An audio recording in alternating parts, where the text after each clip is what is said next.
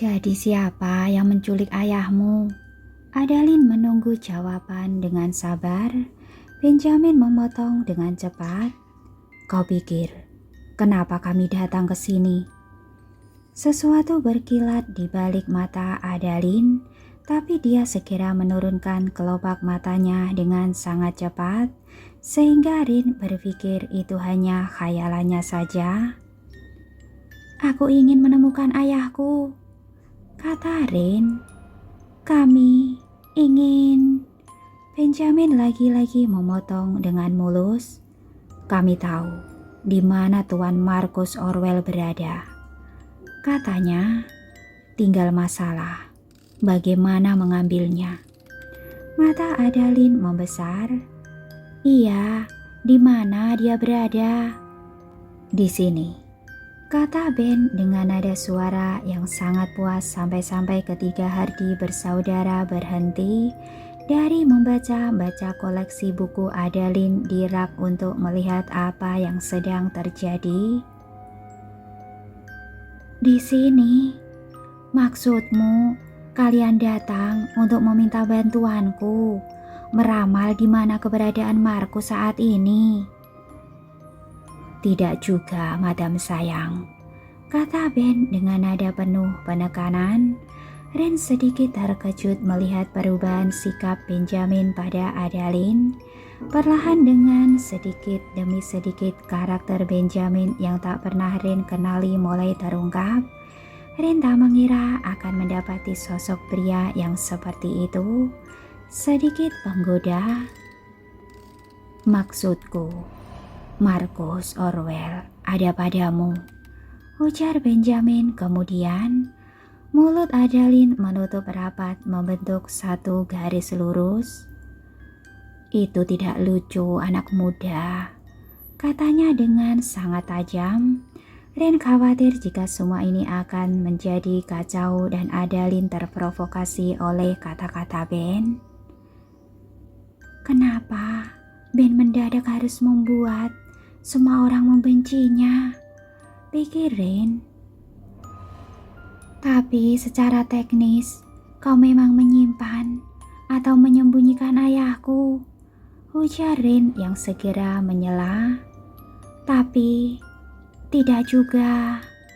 Adalin yang hari itu terlihat keibuan dan sangat sabar, tiba-tiba bangkit dari kursi dan berdiri dengan ketinggiannya yang penuh dan luar biasa. Adalin melotot pada Rin dan 4 pria yang ada di sana. Kalian salah, Adalin berkata dengan dingin. Kalian salah karena membayangkan aku menyekap atau menculik Markus. Kalian juga salah karena berani datang ke sini menyebutku sebagai penculik. Jonathan yang mendengar itu semua jadi tidak sabar. Oh ya ampun, gumamnya. Rin kebingungan dan menggelengkan kepala dengan cepat. Tidak ada, Lin, ujarnya cepat-cepat. Aku tidak bermaksud seperti itu. Aku tidak menyebutmu sebagai penculik. Aku hanya berkata, ayahku ada di sini, tapi kau mungkin tidak pernah menyadarinya. Adalin menatap Rin dengan sepasang mata bertanya-tanya dan penuh kebingungan. Jelaskan maksudmu, Nona muda. Maksudku, ayahku mungkin bersembunyi atau melarikan diri menggunakan kemampuan sihir yang dia miliki. Dan aku yakin dia bersembunyi di sini. Kata Rin, dia tidak pernah memberitahumu karena tidak ingin melibatkanmu. Jadi, Marcus Orwell bersembunyi secara samar di tempatmu. Ben menjelaskan, di suatu tempat atau di suatu benda yang tak akan ada orang lain yang curiga, termasuk dirimu. Pandangan Adalin beralih ke meja kerjanya. Di sana ada beberapa tumpukan buku dan kartu-kartu tarot yang berserak. Buku. Seketika mata Adalin melebar. Giliran Benjamin dan ketiga serigala Hardy yang kebingungan. Kenapa kau berpikir itu buku? Kupikir Rin mengatakan sebuah lukisan atau gambar dan sejenisnya. Adalin menggeleng. Matanya terus tertuju pada tumpukan buku di meja kerjanya. Rin melangkah ke meja dan mengambil tumpukan buku yang ada di sana. Dia memilah-milah buku dan yakin pasti akan mengenali salah satunya. Tentu saja itu buku. Rin tampak hampir tertipu. Karena terakhir kali kami datang ke sini, ayahku memintamu untuk mengirimkan sejumlah buku padanya. Tapi itu tidak kau lakukan, madam. Kau bisa jelaskan kenapa? Atau kau sebenarnya tahu sesuatu, tapi sengaja menyembunyikannya dari kami? Seketika Ben merasa dikhianati dan juga ditipu, baik oleh Madam Adalin maupun Rin. Ketika serigala Hardy pun segera siaga, mereka mengepung meja kerja Adalin dan bersikap waspada. Rin memeriksa satu persatu tumpukan buku yang ada di meja Adalin. Rin meraba sampulnya menggunakan telapak tangan yang lembab karena gugup. Tangan Rin terhenti pada salah satu buku catatan. Dia merasakan kekuatan rune yang dituliskan di punggung buku. Kekuatan itu berdenyut menembus ujung jemarinya. Rin menemukan buku yang dimaksud lalu memegangnya. Dia letakkan sisa buku lain kembali ke atas meja. Ini dia, katanya. Rupanya itu hanya sebuah buku catatan biasa yang terlihat tua tapi tidak setua koleksi buku-buku lain milik Markus. Sampul buku catatan itu dibuat dan ditulis tangan oleh ayah Rin sendiri. Rin yakin buku itu berisi hasil penelitian tentang simbol-simbol dan rune-rune yang sudah lama tidak digunakan. Hampir tak ada yang mengerti tentang makna simbol-simbol itu. Tapi Rin tiba-tiba bisa membaca semuanya dengan sangat jelas seperti dia bisa membaca sebuah novel. Semua orang menatap Rin sambil berharap dan mereka benar-benar terdiam. Perlahan Rin membuka halaman buku itu dan memperhatikan hasil karya ayahnya.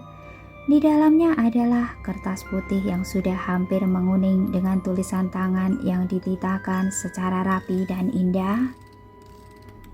Kau yakin itu bukunya? Tanya Ben. Rin mengangguk mantap. Aku bisa merasakan kekuatan rune hanya dari sampul buku ini. Tapi aku tidak tahu pada bagian dan halaman yang mana ayahku menyembunyikan dirinya. Aku juga tidak tahu bagaimana harus mengeluarkannya dari dalam buku ini. Bukankah kau hanya perlu menorehkan rune di permukaan kertasnya seperti yang kau lakukan pada sketsa yang kau tunjukkan padaku semalam? Tanya Ben. Rin tampak gugup. Masalahnya, dia bergumam lirih. Aku tidak ingat rune apa yang sudah aku torehkan di kertas sketsa itu. Aku membutuhkan bantuan seseorang yang mengerti tentang rune-rune yang bisa digunakan. Maksudmu, kau ingin membawa buku catatan ini untuk diserahkan kepada Jess Dauntes? Tak akan kubiarkan itu terjadi. Tiba-tiba nada suara Ben mengeras. Rin menggeleng sambil memeluk buku itu dengan sangat kuat di dadanya. Tidak begitu, Ben. Tidak harus Jess yang melakukannya. Mungkin kita bisa meminta bantuan seorang warlock, misalnya. Jonathan terbahak-bahak ketika dia melihat semua itu. Oh, ayolah Ben. Sampai kapan kau akan berpura-pura di depan gadis ini? Lakukanlah saja tugasmu agar semuanya menjadi lebih mudah. Kau pikir untuk apa kau datang ke sini? Ben sudah membuka mulut hendak membantah ucapan Joe. Ada yang membutuhkan bantuan. Sebuah suara tiba-tiba muncul dari ambang pintu. Perhatian semua orang teralihkan pada tamu yang tak diundang tersebut. Jess, Hanya Rin yang terlihat senang melihat kemunculan pria itu.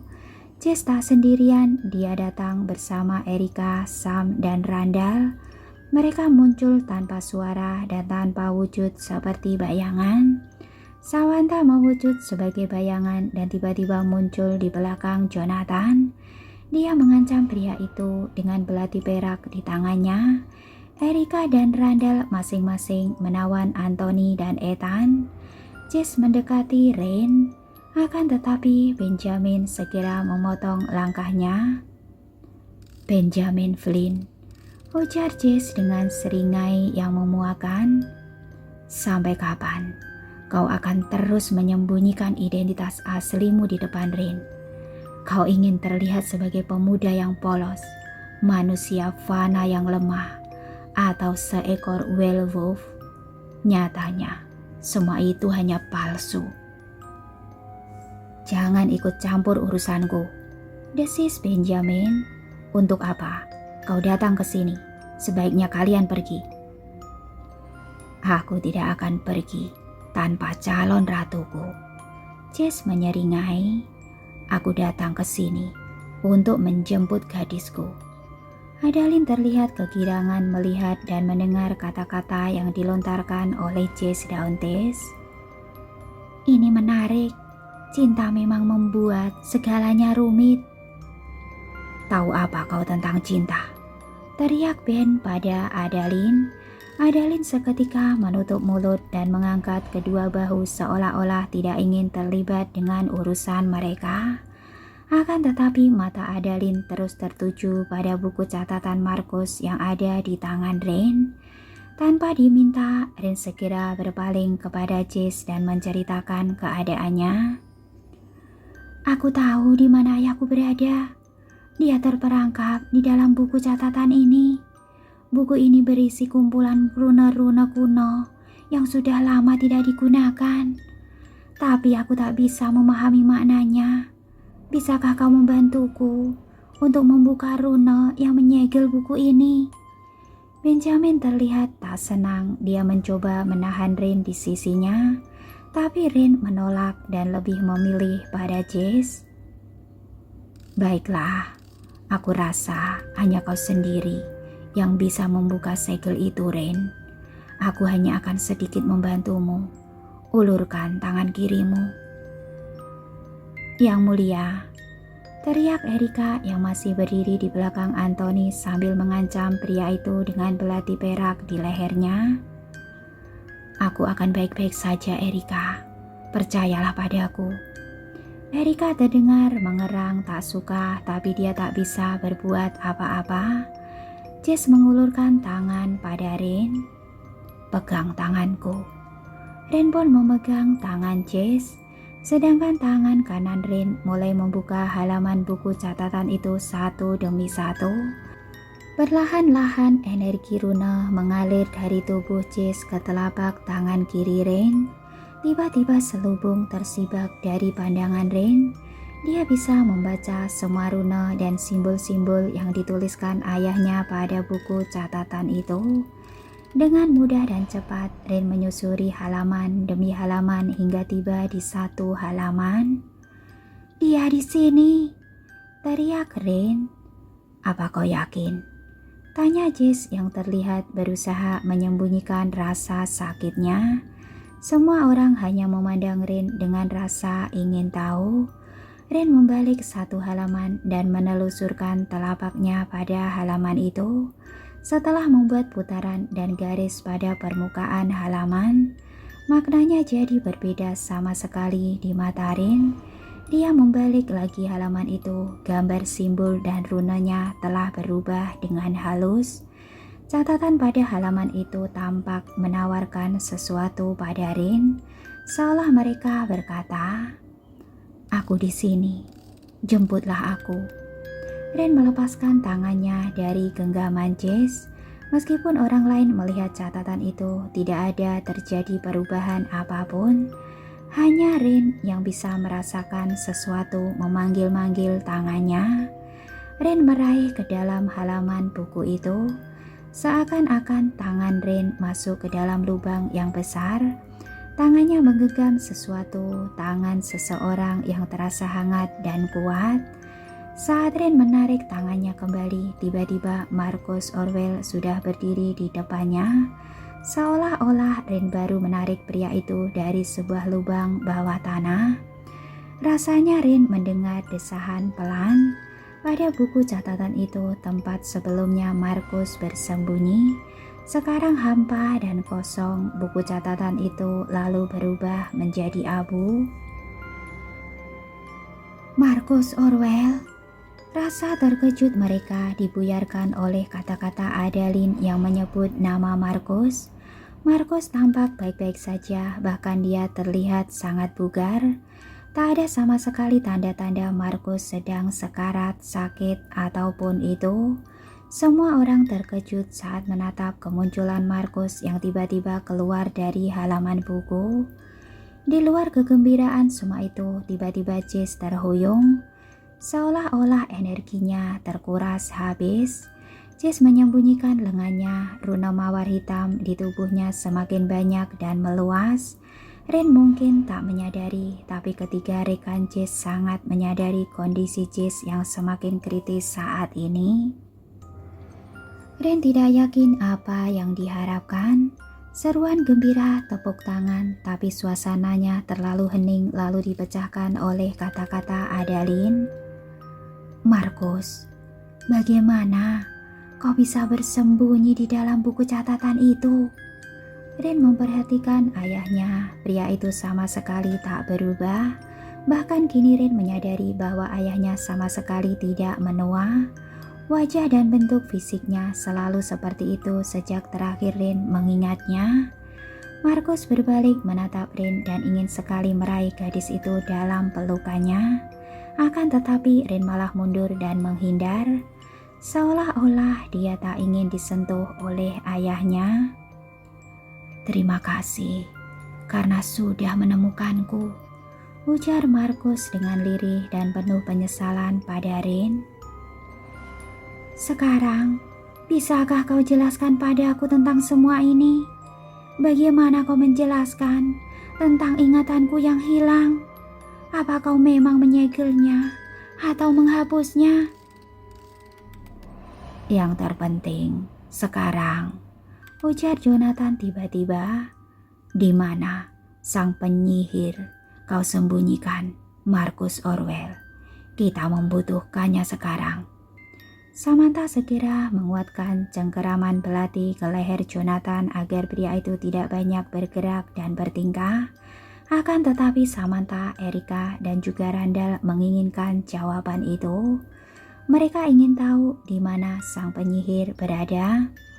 Adalin menatap Marcus sejenak, lalu ada kekosongan yang aneh di matanya. Nah, kata Adalin, jangan terburu-buru. Sang penyihir, cepat atau lambat, pasti akan muncul. Mata Adalin bersinar, tiba-tiba dia tergelak lalu secepat kilat menyentakkan tirai yang menggantung di dinding. Tirai itu jatuh dengan suara pelan. Sesuatu muncul di permukaan dinding, sebuah lubang hitam yang terbuka lebar. Ren mendengar suara Jonathan yang tersedak di belakangnya. Apa itu? Ren menangkap sekilas apa yang terletak di balik lubang besar itu. Ada awan hitam yang bergulung-gulung dan petir yang menyambar-nyambar. Juga ada wujud gelap menyeramkan yang meluncur ke arah mereka dengan sangat cepat. Jess yang menyadari lebih dulu, dia berteriak supaya mereka tiarap ke lantai. Jess sendiri menjatuhkan diri ke lantai sambil menarik Ren bersamanya. Saat berbaring di lantai, Ren sempat mengangkat kepalanya untuk melihat benda gelap yang muncul dari lubang di dinding. Sosok hitam dan besar itu menyerang Adalin. Wanita itu menjerit sambil mengangkat tangannya tinggi-tinggi. Adalin terbungkus sesuatu seperti selubung. Oh, tidak lagi, teriak Jess. Ren dan Jess menyadari bahwa Adalin akan kembali menjadi monster pengoyak. Seperti yang sebelumnya mereka lihat, sekujur tubuh Adalin meregang dan membesar. Dia terus tumbuh ke udara, baunya terentang dan berganti bentuk. Ada bunyi keretak dari tulang belulang yang ditarik-tarik. Joe terlihat kesal dan melirik pada Anthony. Tadi katamu, tidak ada kegiatan iblis di sini. Tapi lihatlah, aku yakin jejak-jejak iblis itu sudah menghilang di rumah Markus. Tapi di rumah ini, aku benar-benar tidak menyadari bahwa iblis itu adalah si pemilik rumah sendiri. Ujar Ethan memberi pembelaan. Adalin yang berubah menjadi iblis pengoyak tidak ingin menyerang mereka. Sebaliknya dengan sangat cepat dan tanpa disadari oleh siapapun, Adalin merengkuh tubuh Markus dan membawanya masuk ke dalam lubang hitam di dinding. "Ayah!" teriak Rain. Terlambat Markus sudah diseret iblis itu memasuki portal. Oke kakak semuanya, sekian dulu ceritanya hari ini ya. Saya up 4 video dulu dan cerita ini tinggal 7 bab saja. Mungkin besok atau lusa cerita ini sudah ending ya. Terima kasih sudah mengikuti cerita novel yang saya bacakan selama ini, dan see you tomorrow. Terima kasih. Wassalamualaikum warahmatullahi wabarakatuh.